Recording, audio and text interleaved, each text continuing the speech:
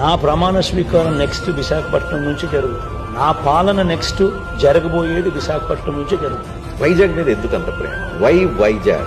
Vizag is the biggest city in Andhra Pradesh. ఎవరు ఒప్పుకున్నా ఎవరు ఒప్పుకోకపోయినా వాస్తవం. వైజాగ్ లో ఉన్న ఇన్ఫ్రాస్ట్రక్చర్ ఆంధ్ర రాష్ట్రంలో ఏ సిటీలోనూ లేదు. అక్కడ మనం పోయి ఎప్పుడైతే ఓనర్షిప్ తీసుకుంటామో ఇంటర్నేషనల్ ఎయిర్పోర్ట్, ఒక ఐకానిక్ సెక్రటేరియట్, ఒక ఐకానిక్ కన్వెన్షన్ సెంటర్, ఒక iconic stadium with international airport. ఈ పక్కన 40-50 వేల ఎకరాలు ఉంది కదా, ఇక్కడ కట్టేసేయచ్చు కదా.